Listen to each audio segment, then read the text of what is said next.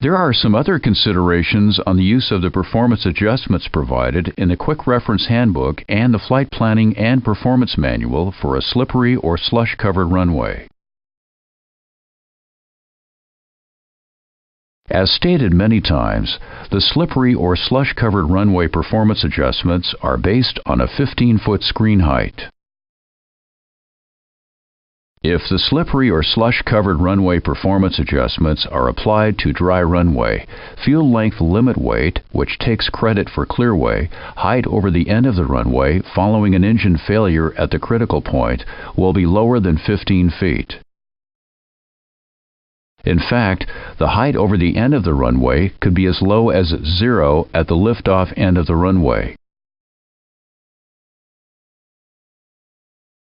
Assumed temperature-reduced thrust is not allowed on a runway contaminated with slush, standing water, ice, or snow.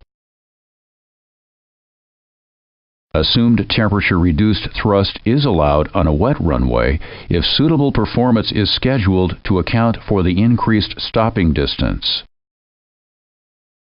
Derate is allowed on a contaminated or wet runway. In fact, there are times when derate can be used to increase the takeoff weight on contaminated or slippery runways. Yes, that is correct. In special cases, lower thrust means more takeoff weight. This is explained in the section on reduced thrust.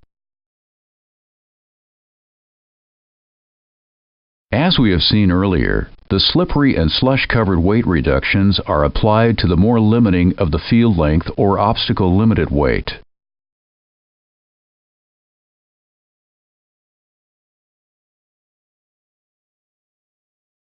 This weight reduction, along with the associated V1 adjustment, results in the reduced weight, taking the same engine-out continued takeoff distance to reach 15 feet as the original dry runway weight took to reach 35 feet.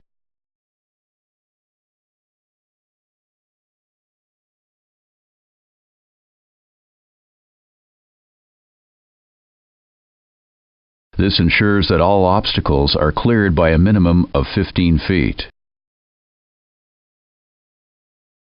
In the case where the weight reduction is small, the obstacle clearance would be slightly higher than 15 feet, for example, when the slippery runway data labeled as good is used. In the case where the weight reduction is large, the obstacle clearance would be much higher than 15 feet because of the higher climb gradient capability at a lower weight, for example, when the slush-covered runway data is used. The previous sections have covered the wet, slippery, and contaminated runway performance data available in the Operations Manual and the Flight Planning and Performance Manual. Boeing also provides this data to your airline in the form of a computer program. Your airline may choose to use this program to create runway analysis for any of the previously discussed cases and for dry snow of up to 4 inches. In many cases, the computer program will result in higher takeoff weights because of the increased precision in the calculation. The computer program uses the same assumption of a reduced height at the end of the runway of 15 feet. The program also allows credit for reverse thrust. The computer program will result in net flight path clearing the obstacle by at least 15 feet.